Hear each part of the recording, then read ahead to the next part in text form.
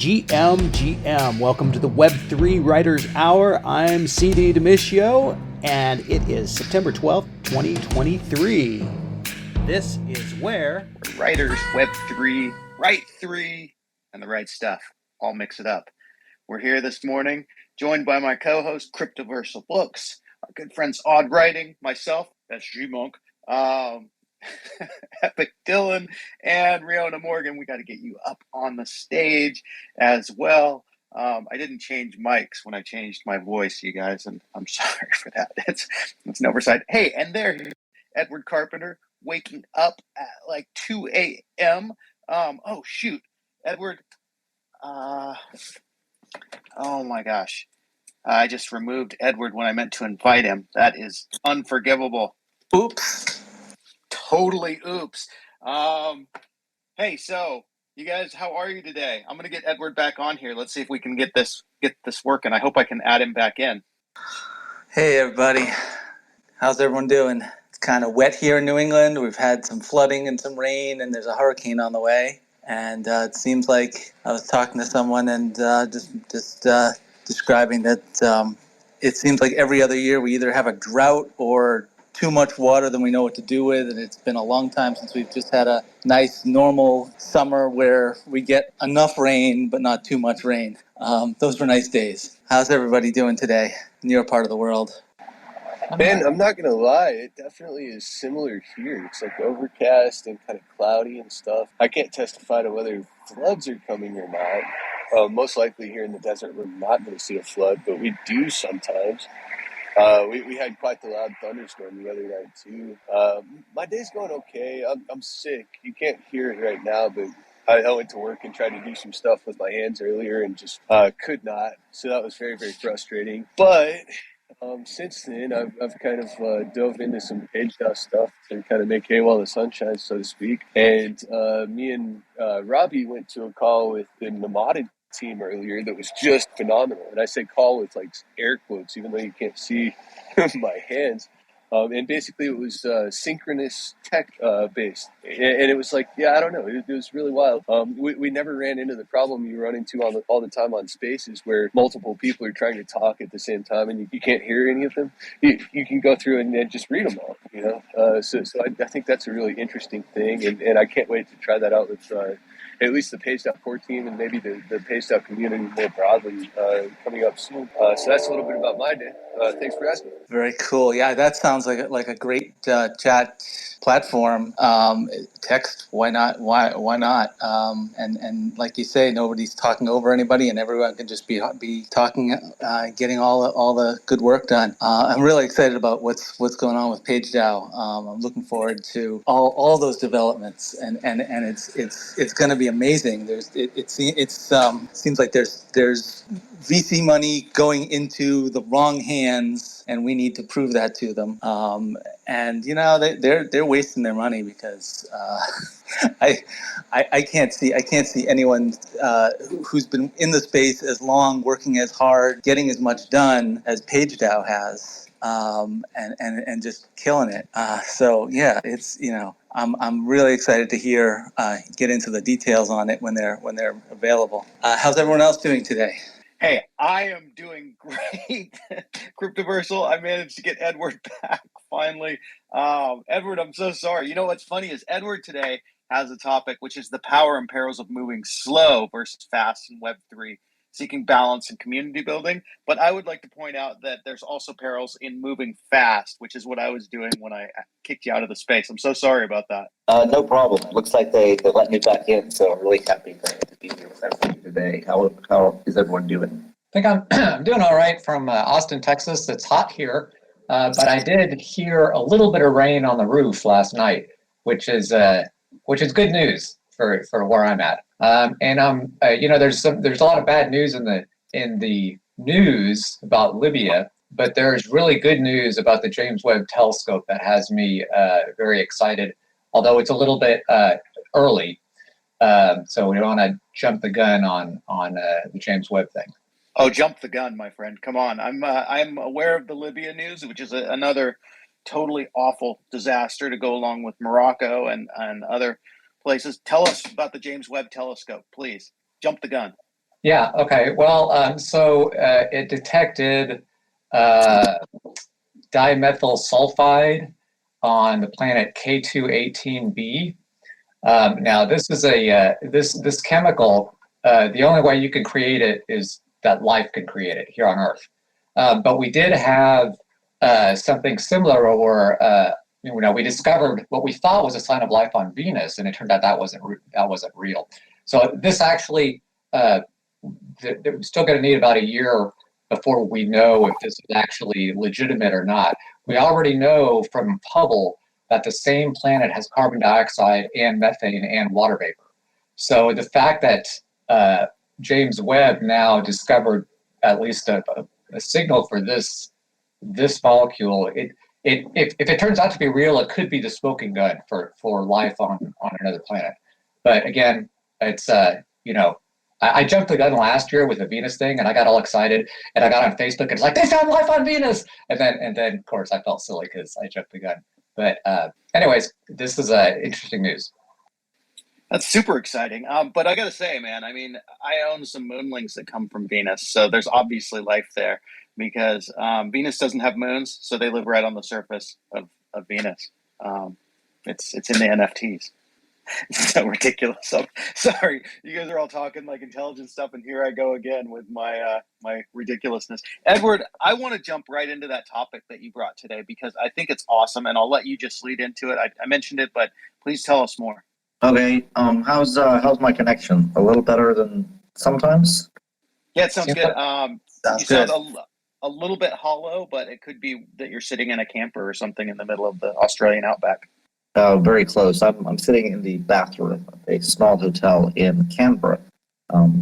It's unfortunately very cold here. So I'm envying George his warmth in Texas. But I am, yes, traveling across Australia in a tiny bread box. I'll try and post some images at some point. A little electric Japanese K-van with my lovely wife who's asleep in the next room. But if there's a hollow sound, it's because I'm in a very echoey space, so I apologize. But yeah, this idea of moving fast, moving slow, relative to Web3, and then seeking balance and community building are things that I've personally been kind of both struggling with on the seeking balance and community building side, I feel like, and learning a lot about as I sort of turn this little tiny van into a house. So I just want to maybe start the conversation. We've seen a lot of projects that kind of came in really fast in Web3 writing last year, and many of them seem to have completely disappeared. And then there's others that seem to be moving extremely slowly at times, and some of those at least are still around. And I feel that I've also sometimes moving slowly into an event, the measure twice, cut once idea has a lot of value. On the other hand, there are some advantages to really just jumping into something, especially if something hasn't been done before. So there's already a template for the thing you want to do, like to build out a Ford Transit camper van. Like someone's already done all those measurements. If you're trying to build out a van that's never been, like nobody's ever really done this before, there's something to be said for just kind of experimenting and seeing what works and failing quickly and pivoting to the next thing. So just want to kind of throw those ideas out there and see what sticks, what people might want to talk about, what experiences you might want to share. I think for myself, there's obviously benefits to both sides. For a long time, I was very anti fail fast kind of a person because I spent many years as a software developer, and I guess I'm still a software developer, but I always thought that the places where I worked, that they always cut too many corners and they went too fast and they put too many things sort of in danger by doing that. But then later, me and another person tried to start our own company, and we did the opposite. We kind of said, okay, we're going to be super, super careful, and it just flopped. So I mean, there's you got to strike a balance. And so I'm not as anti fail fast as I used to be because of that experience. Yeah, so one of the interesting things that I would throw up about the when you are moving fast is even if you are going to move fast, if you're in the planning process and you're doing something that hasn't been done before, um, maybe give yourself about 2 to 3 times as much time as you estimate for any given thing. And that way, if you run ahead of your guesstimation, that is, if it takes you less time, you'll find yourself like feeling you're ahead. Whereas what's I've found a couple of times now to be very likely to happen is you're going to underestimate how hard something's going to be or how many iterations you may have to go through. Or in the case of this drive that we're making, how delightful something is. Like my wife and I have kind of powered through, the couple of days between Melbourne and Canberra. But it's because we kind of guessed what the minimum amount of time that we need.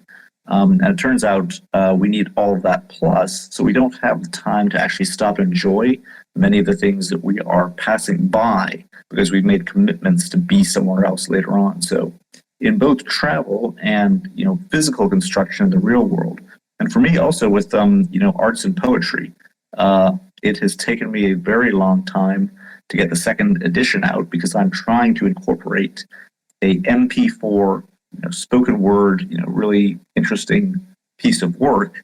And that's not something I had done before.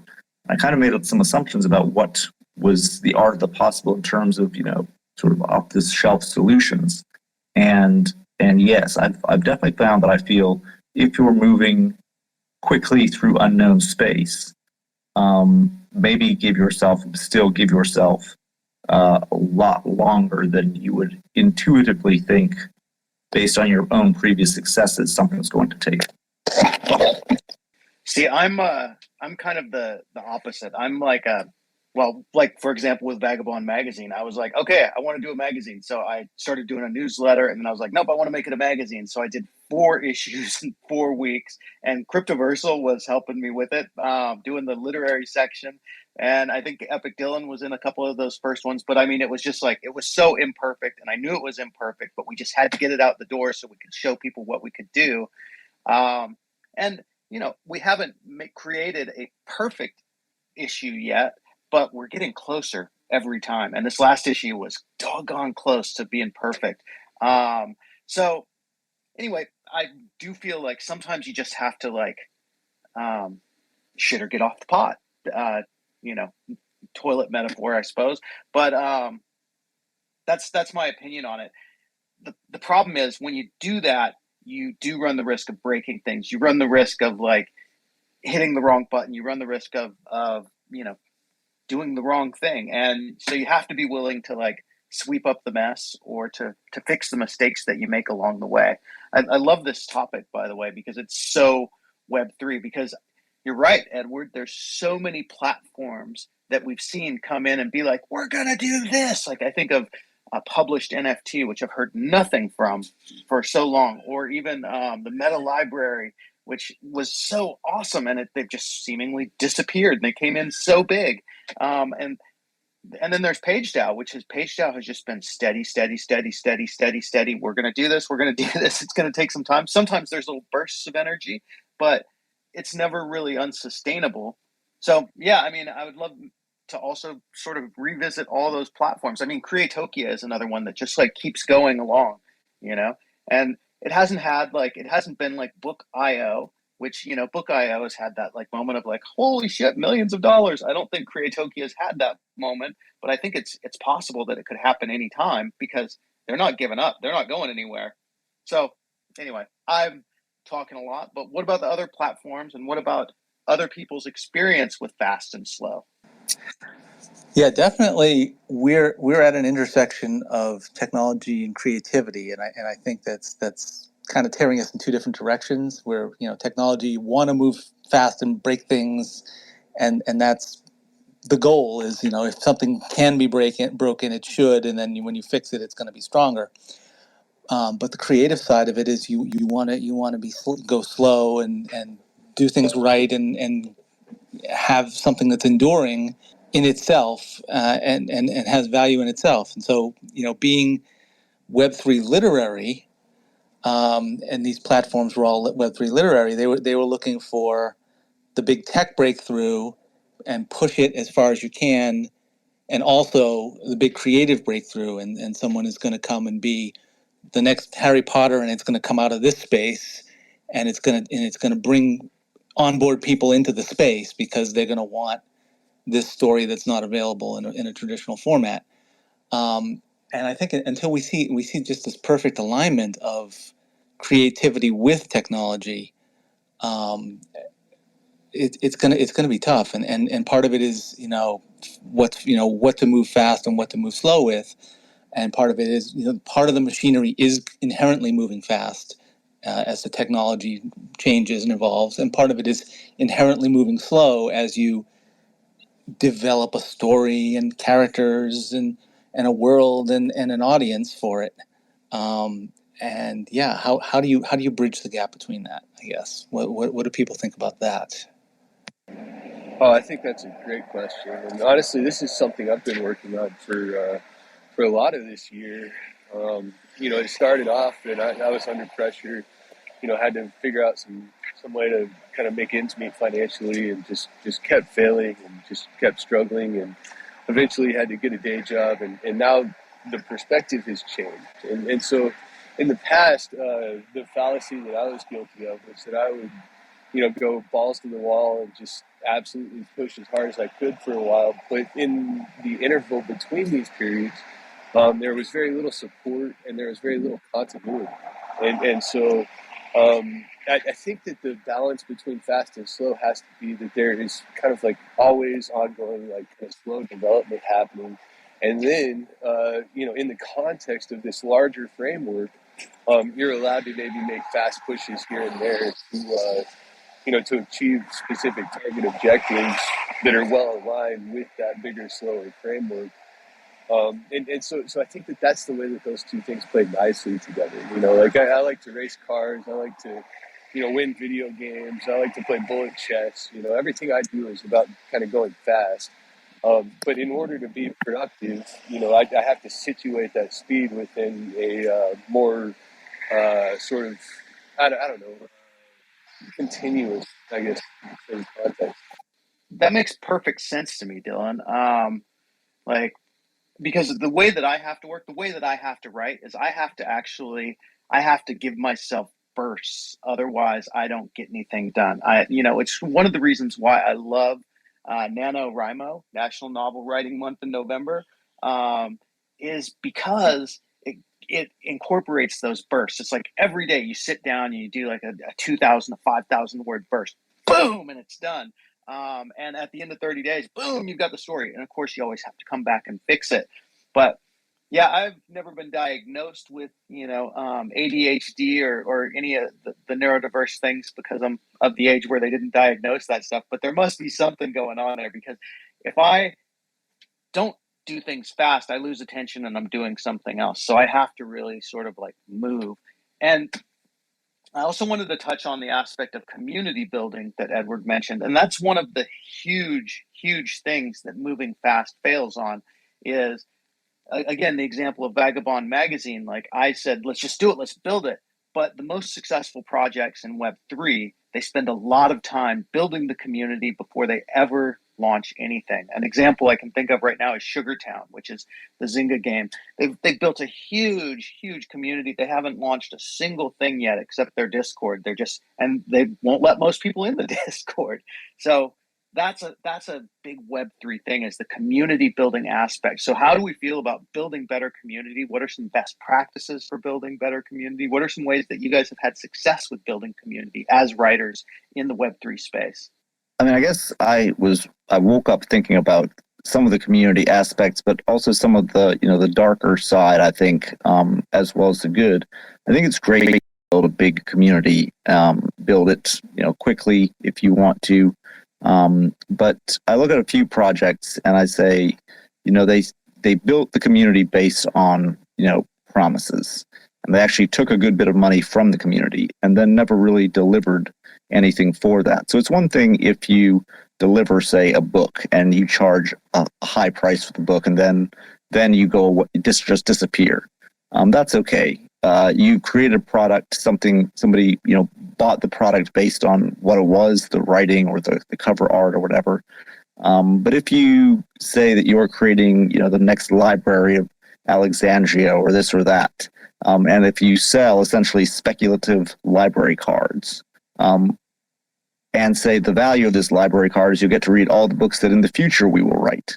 Or if you create a token of some sort and get people to pay ETH for your token. And obviously, nobody's doing that for a community of 10 or 20 dedicated readers. They're doing that for a community of, a few thousand very interested investors and speculators and yes, readers and various, exactly the sort of people that you would think, hey, if these people were actually rewarded for their experience, if they got experience commensurate with what they thought they were getting, that they would in fact be really bullish and really advocates for. The problem is that the more times there are people who get burned by, these projects that pull, currency out of the community, because we really are in very much a self-funded community at this point. If you say we're a community of readers and writers in Web3, because I was talking to a web poet on a different platform, and they said, I publish poetry on Web3, but I don't read my books on Web3. I don't consider myself to be not Web3 for books. He was very much Web3 for poems. And I said, I get that. For all the amount of, ETH that has gone into this ecosystem, we still don't have a really functional e-reader for long-form books. Certainly nothing that's compatible with all the wide range of NFTs that are out there. So from a pure reader's experience, Web3 is still something of a disappointment, unless you are one of those, I don't care where I find it or what format it's in, I'll read it. So that's one of my things I think that I worry a bit about the way what's called community building is often done, is that the community, and that's why, again, I really do want to applaud PageDAO and Creatopia, which were some of the first projects that I personally invested in, because I have gotten the promised value, and they're still around. It's one of the things I think is great about Vagabond Magazine. The first issues might not have been, have the perfect layout and have this and that, but they were exactly what they said they were going to be, and they were reasonably priced for what they said they were going to be, and they're still around. So the still being around part, I think, and also if you're going to leave a community, there's a graceful way to make an exit, and I don't think that we've always necessarily seen that. But I'm also very conscious that I don't feel I've always delivered. So I feel within the Web3 poetry that I've created a very small community of poets, but with the second volume, I don't feel I've delivered, again, in terms of the time axis, what I would have wanted to. Did I promise anything? No. Do I feel that it's implied that if you have a journal, that it has some sort of a publication schedule and that is less than the time between current issues?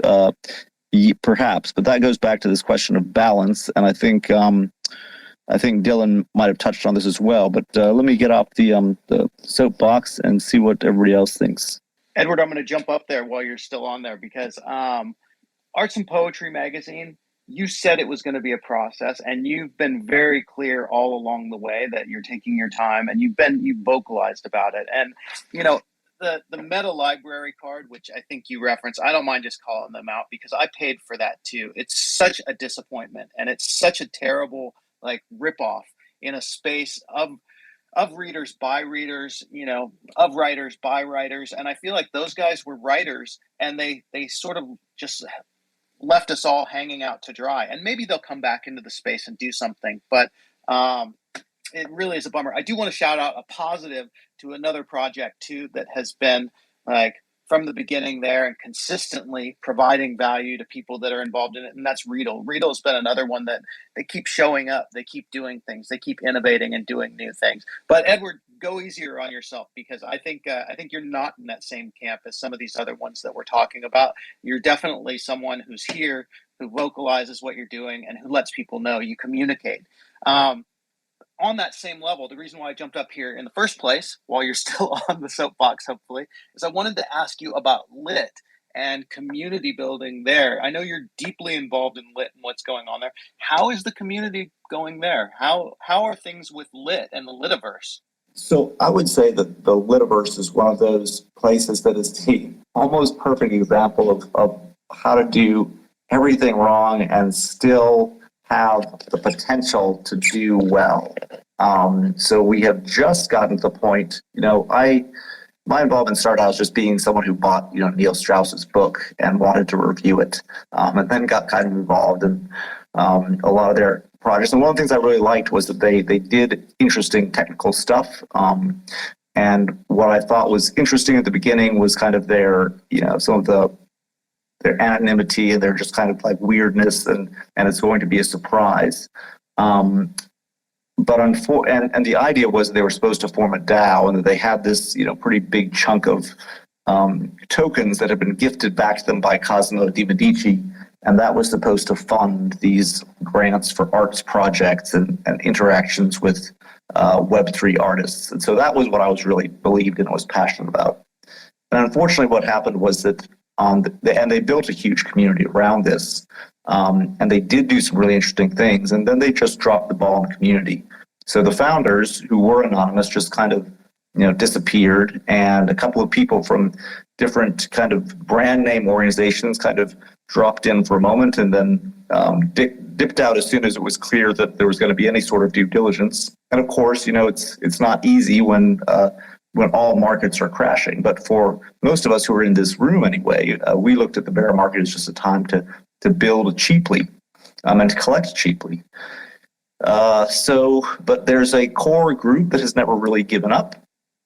And so we are at the point of actually very close to actually forming the DAO, or the process of transferring, the tokens that the DAO is meant to control. And for better, it could say for better or worse, but for better, despite the length of time the process has taken, there are actually a couple of the founders on the other end of the phone who are working with us to get this done. So my hope, and I think Rihanna and I reached out to you about, where are you licensed to practice law? Because one of the things is a DAO is, among other things, it is a legal structure some places. And we've seen with, I think, SBF, the importance of having the right legal structure if you're going to actually be a large, organization with members around the world, and issuing tokens or using tokens, and promising value and giving grants. So I think we were ending up going with Wyoming as the location. They're one of the state that brought the LLC to America, and they seem to have some of the best both privacy protections and kind of they doing just enough due diligence, but without too much state control in Web3 right now. And believe me, we explored a lot of options. So. But when you say, where is the community in Lit? I am just a simple spreadsheets kind of guy. I'm a very math-focused guy. So I just look at, indicators to me like what are the number of interactions with a given post in the Discord? And it used to be 30 or 40 or 50 or 60, and you could see like how many, a couple of 200 or 300 active members online. And when I see, a post from somebody who's kind of brand name in the community that gets, seven interactions, 7 emojis, to me that says, there's a lot left to bring back. But what I think is that if you have a big community and they have left because it's just not performing, if Bookcoin came back tomorrow with a new amazing thing, the reality is that they have 5,000 or 6,000 people who still follow them on some sort, and if you were to airdrop them something amazing, you would probably get them back pretty quickly. Whereas I probably have maybe under 100, dedicated people that the same thing would be true of. So that's a long answer to a short question. I hope it maybe shed some insight, but also maybe spark some more discussion. It's a great answer. So one of the things that I'm always thinking about, and we tried to do it with PageDAO. And by the way, Indefatigable, nice to see you here. So Roth, glad you're here. Future Adora, so glad you're here. Zodicus, I don't know you, but I'm glad you're here. I sent you an invite to come up and speak if you want to. And also, DR Smart, welcome back. You've been here with us before. So anyway, all you guys are welcome here. But how do we combine these communities? How do we take these small communities, PageDAO and Readle and Lit and Creatokia, and how do we merge them? And the answer to me was always to do that under and through PageDAO. But again, how do we do that? Do you guys have thoughts about that? How do we make that happen? That reminds me of the WBSG Discord, the Webbook Standards Group, which the idea there was that all the literary groups would follow certain interfaces and certain protocols, and then you could talk to each other and share things. And Dylan and I, or mostly Dylan, did a lot of stuff on that.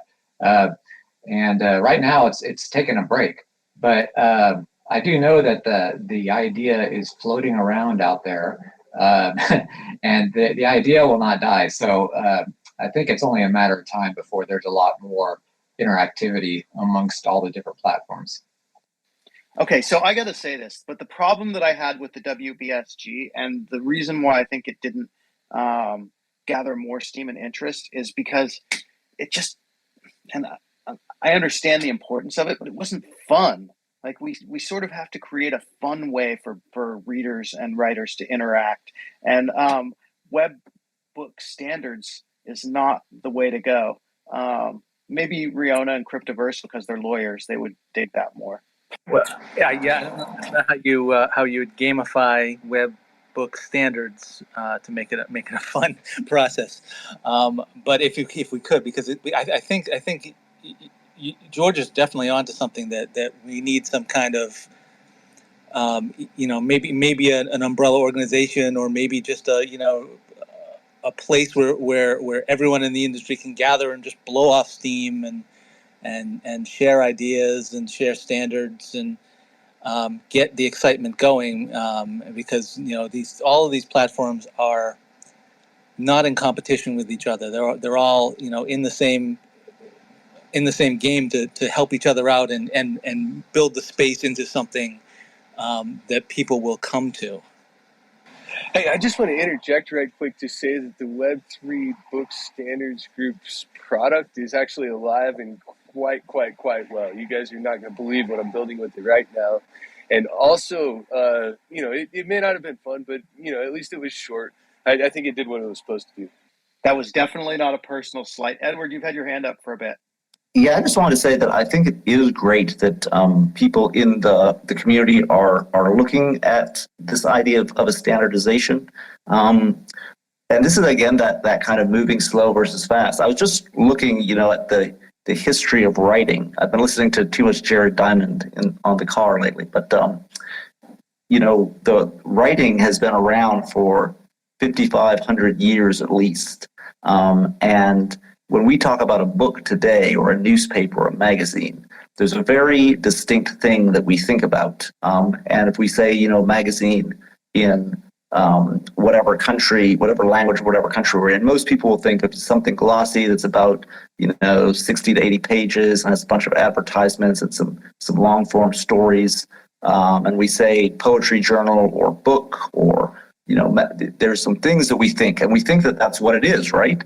But it's really only been that way for maybe 60 to 80 years in the case of some longer form stuff, and newspapers maybe a few hundred years.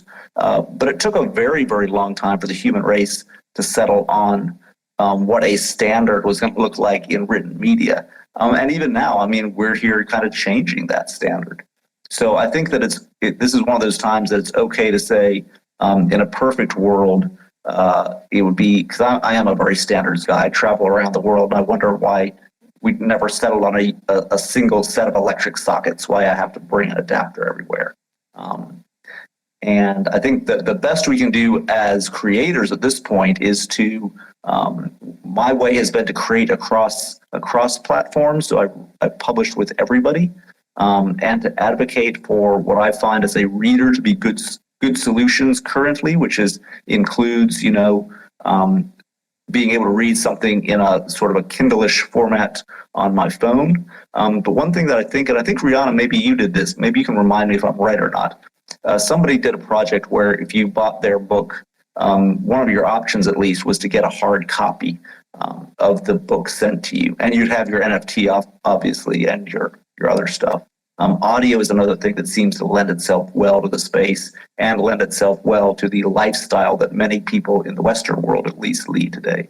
But those are kind of my thoughts on standards, which are kind of like, they do tie back into that moving fast and slow thing.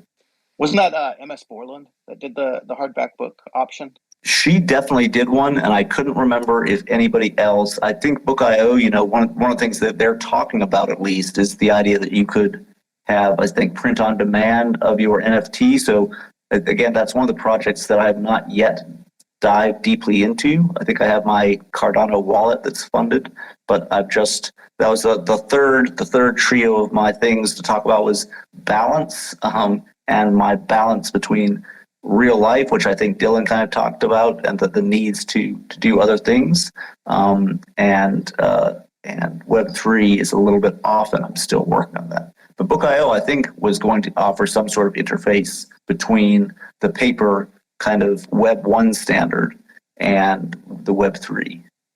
Hey, it occurred to me while we're having this conversation, I'm like, hey, we need a place where the tribes can all gather. But, these Vagabond Magazine spaces hosted by Vagabond Magazine, these are the place. So come to these spaces, the Web3 Writers Hour every Tuesday. Vagabond Magazine has VMGM every Monday. Come to that. And by the way, speaking of Vagabond Magazine, congratulations to Indefatigable, who is the new tech editor for Vagabond Magazine. You've had your hand up for a while, Indy. Speak or don't speak. You can do as you like.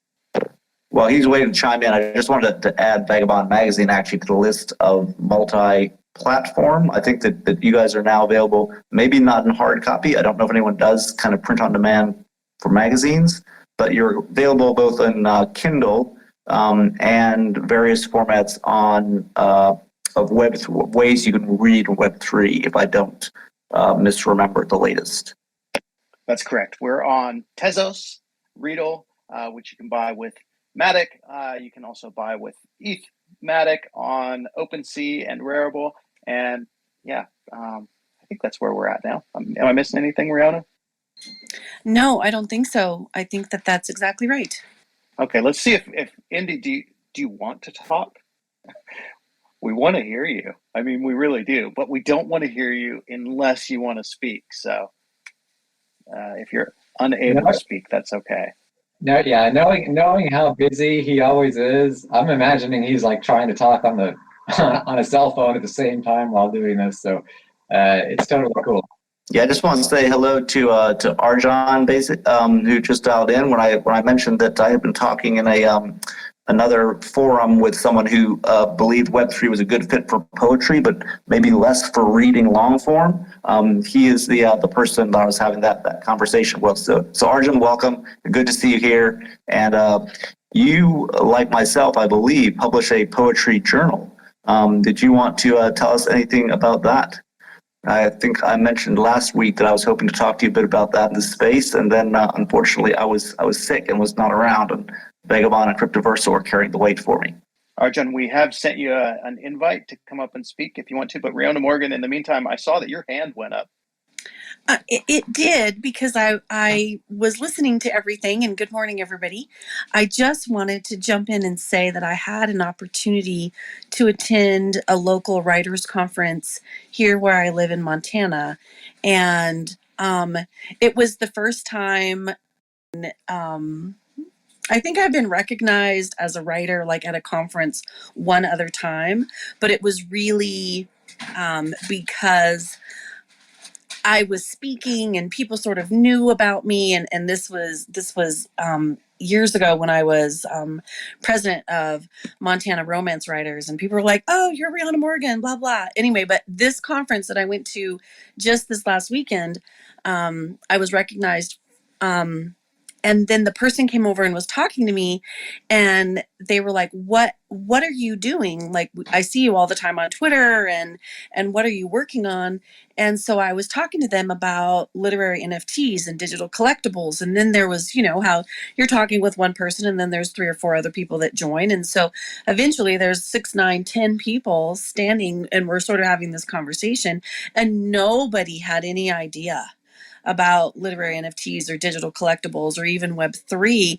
And I attended the conference for an afternoon time frame. And I've been a writer a very long time, which you all know, but I felt like I traveled back in time like 7 years, 10 years. And I'm like, they're still having the same conversations. They're still talking about querying publishers. They're still talking about trying to find agents. They're still talking about the struggle that exists in traditional publishing. And I'm just like, oh my gosh, I have an answer. I have an answer. Hey, everybody, we need to have a Web3 conference. And so, I got so many people's phone numbers, and we're going to set up a time to get together and have like a seminar. And so I'm going to be, inviting people to come join and listen here, and inviting people to come be part of this with all of us. And I really feel like that kind of outreach, I'll tell a few people, they'll tell some more people, because now it's coming from someone they literally know. And not someone that they just see online. And so I just feel like that the powerful piece of all of us together, we're so early, even though I'm immersed in it all the time with all of you, and I love you all so much, and it's so wonderful. But I just feel like that we're so early, still so early.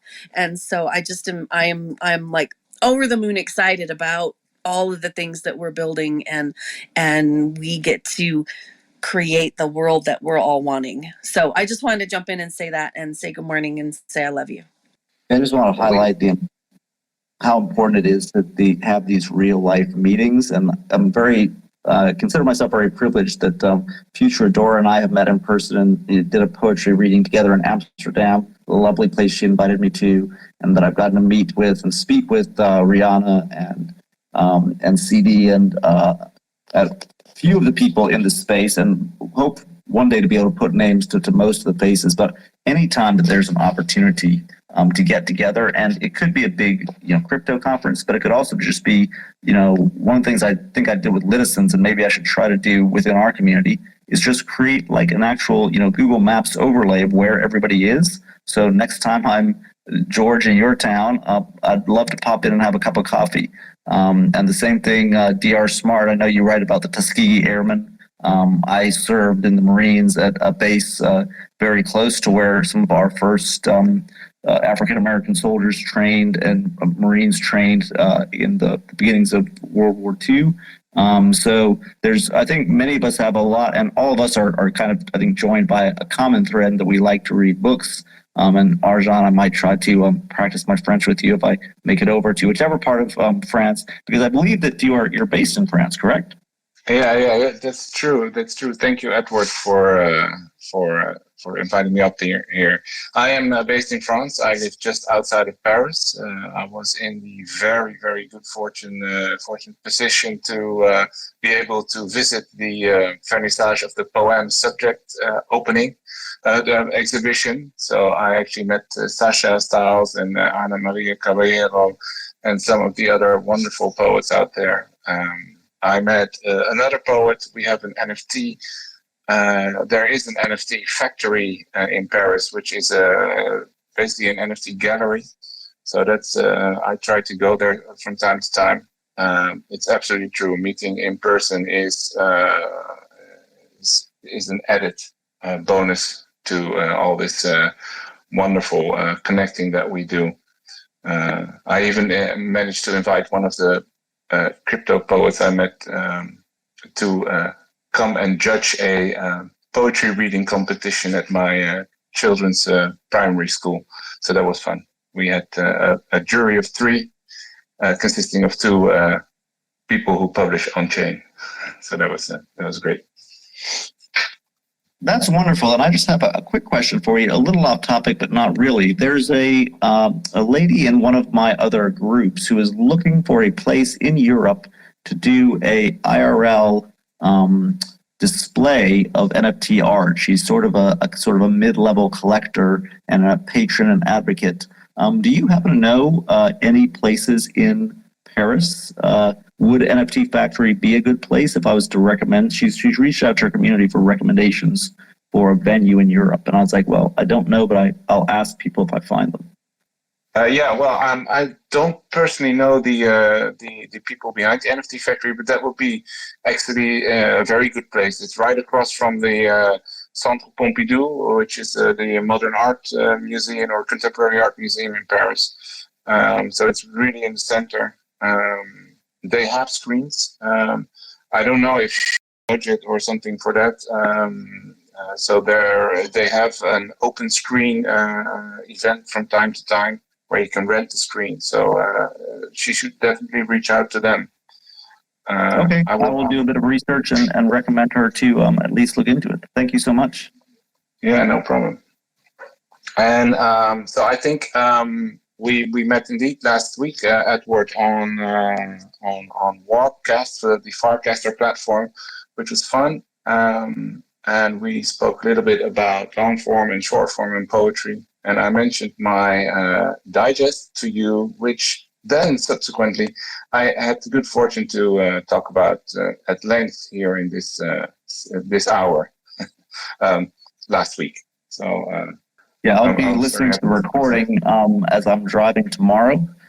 So hopefully I'll catch up on everything I missed. But really happy that you had a chance to speak here and for everybody to meet, because I think, again, one of the great things is that Web3 sort of connects us across traditional boundaries, across languages. And actually, that's one of the things that I still think that there's a lot of, sometimes talk about what I think the available niches are, but one of the things is translating. So will there be a Vagabond Magazine French edition? Will there be a Vagabond Magazine German edition or Spanish? Because I mean, Riedel is based in Spain and Creatokia is based in Germany, and I personally know 3 or 4 Web3 fanatics who are French. And somewhere in our group of people, there are people who know how to do translation or can recommend someone. So that's just a thought. Let's just say, oui, hi, yeah, and dojo yoroshiku. We'll just stick it all out there. But Arjen is actually published in Vagabond Magazine. And we learned that last week. He was part of our Thread the Story, which, if you guys aren't taking part in that, get into the new Vagabond Magazine Discord. We've got Thread the Story, which is something 5 words at a time. You got to wait your turn. And we're writing a story that's amazing. And it's all amazing. Everything's amazing. And Indefatigable, I saw your back. Can you talk now? I'm going to try. It's so good to be here. So many things. I'm going to offer some mixed metaphors for some of the cool things. Also, quick note to Edward Carpenter. PageDAO had an awesome consultation with a group called Platform Cooperatives. They're based in Germany. They have lots of relationships with local people working in both crypto and art, and they would definitely be able to hook someone up with space. Galleries were definitely one of the people that they work with. So definitely reach out. And so I was thinking of, as you talk about blockchains and platforms on these kind of like separate islands, I was like, honestly, we don't want centralization, but we do want standardization, and standardization is boring. Even the mechanisms we use to talk about it, so like a place where people can go, we say that all the time. Where's the place that people can go, and what's the medium that it runs on? Is it on some despot's medium, or is it an autocracy that we don't control, or is it something that we own? And so I'm so excited to be able I'm thanking everyone in the space who shared their thoughts, because that it feels like I'm doing user research for the stuff that we're both building at PageDAO, for things that we're in conversations with around privacy first technology solutions that are user owned and controlled. And it's really, we are still really early, like Rihanna said. It's like we've fast forwarded to a future. We have like boats and jet skis to hop around on these islands, while some people are just really, really stuck on the mainland and have not even ventured out. So like to be very clear, we need to build real transatlantic, transcontinental lines that allow people to do the jaunt and do it safely and get back home safely, right? And feel confident that that's the case. And it's okay where we are. It's okay the pace of where we're going. We have amazing artists, we have amazing writers, we have this avant-garde thing. And I'm just so glad to be in this community where we're writing about it, talking about it, doing the work of like laying down the pathways that allow many people to journey here after us. So yeah, yay. Sometimes I like to just wait and see if somebody's going to jump in and talk. But the thing is, we're all so polite. Yeah, we're so polite because we're writers. We're introverts living in an extroverted world, in some cases living in an extroverted lifestyle. I'm not an extrovert, but I play one on TV. Okay, we did have another topic for today. We've only got about 5 minutes left, so why don't we just continue with this? Tell us what you've come across. Web3 writers, that's what we are. Web3 publishers, Web3 writers. So you guys open up your mics and share what you've come across recently, something you've seen interesting in terms of Web3, in terms of writing, in terms of Write3. And by the way, where is Greg Younger? Does anybody know?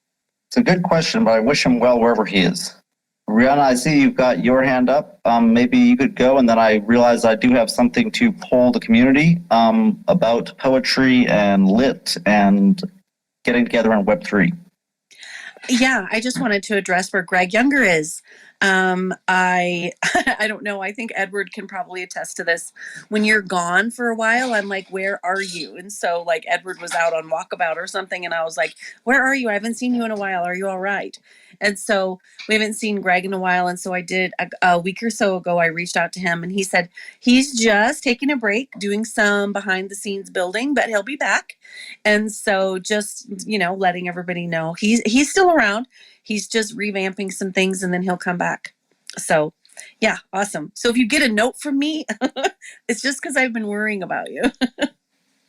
Well, hey, I just wanted to make sure he's okay because I love Greg. I mean, me, you, Edward, and Greg, we sat on that panel, and Greg is one of everybody kept thinking he and I were brothers. In fact, after the panel, we had one person came up very excited to ask a question, and her question, we were like, oh, what's her question going to be? And she's going to be like, are you guys brothers? And that was the first time he and I realized that we even looked similar, which, by the way, we don't think we look similar, but everybody else seems to have that idea. You might look just slightly similar. Well, Rihanna, I think that's, again, another one of the beautiful things about the community is looking out for each other, reaching out for each other. Another community I'm in, another artist, was unfortunately affected by the Turkey earthquake. And, it's good that we have, but we reached out right away and figured out that he was, alive and his family was alive and what could we do? I think it's really awesome that we do have people who will reach out and ask, where are you and what are you up to? And I challenge everybody to do that if there's someone who just drops out that you know about. Because often there may be an easy explanation, but also if you know you're dropping out, maybe throw a note out there because people actually do care in this community. So I think that's one of the beautiful things about it. Speaking of community, I just want to ask everybody a quick question. We had a question about what's going on with Lit. One of the things is that they continue to do interesting things, and they have built a on cyber kind of a portal. This Litadel, which is like a giant castle in the sky, like Howl's Moving Castle, but filled with art and poetry. And they've actually run movie nights, and apparently there's a lot of interesting stuff you can do in 3D virtual. And one of the things I said is like, hey, you've done a movie night. Could we do a poetry reading? And they said, yes, that would be wonderful. So now we just got to figure out a time and a day of the week, basically, that works for people.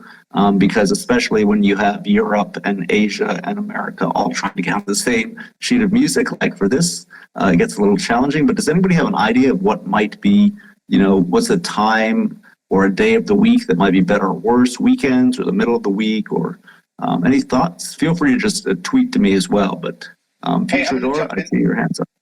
Edward, since I opened my mic, I'm going to tell you, with the Moonlings project, our Discord guru is based in Turkey, and we're distributed all over the world. And we've found that 2 p.m. Eastern Standard Time is sort of like, that hits the sweet spot for us. I'm not sure if that would work for you, but for us, that's the sweet spot. Great data point. Thank you so much. I think Todd Writing and Future Door both had hands up. Yeah, Future Door, why don't you go first? Hello, it's been a while. So happy to hear everybody's voice and the conversation. Super excited, Edward, to hear more about the On Cyber and being part if time fits, but I'm happy that that's happening. I think it's something that I'm super curious on how to make the experience more unique. I feel like spatial was something, at least in my experience, was more louder and it kind of quieted down. So I'm super excited to see that. Um, and then also wanted to give flowers to Arjan for doing such a amazing job on the Q&A and just introducing different poets that's not specific to, I think, a community, and just getting a wide, poets to be on his platform. So I really truly appreciate some of his interviews already that I've gone back to. Just wanted to share something I bumped into that I thought it was kind of interesting. It's a tech company that made a poem booth. I'll pin it up. It's super interesting using poetry and AI if anybody's interested. So that's it for me. And a hello to everyone. And thank you for the space. Very cool. Very cool. I'll just say real quick, the things that one of the things that I mentioned in yesterday's meeting was the story protocol. That's one of the things that I think that's what it's called, which was interesting to me from this last week. At 5 p.m. Central Standard Time, there's going to be a Twitter space today held by Nada of the Sun, and they're going to have some of the founders of that company on there. So I wanted to throw that out in case other people are interested. Nada of the Sun is so awesome. By the way, Arjan, that was you invited her here last time, right? I loved that. Sorry, no, I'm not sure I did. Who? Oh, okay. I missed it. Anyway, Nada of the Sun is great. I was thinking that you had invited her to come to the Web3 Writers Hour previously, but I think no. Okay, you guys, we are just about out of time. We are going to be making this into a podcast that we're going to distribute through our Substack, the Vagabond Magazine Substack. If you are not a subscriber yet, you should subscribe right now. It's Vagabond, VAGOBOND.substack.com. It's free, and that way you will get awesome Web3 Writers Hours, the VMGM show, and issues of Vagabond Magazine, articles, amazing things, all kinds of stuff from the Vagabond Magazine Network. That's the first time I've ever called it that, but why not? Hey, so our tradition with this show is because we love each other and the world, we close the show with aloha, which in Hawaiian, where I'm based, is hello, it's goodbye, but most importantly, it means love. Aloha is we breathe the same breath. We have the same life. We are one. So if everybody wants to open your mic and just at the count of 3, say aloha however you like, and we'll close out the show that way. 1, 2, 3. Aloha.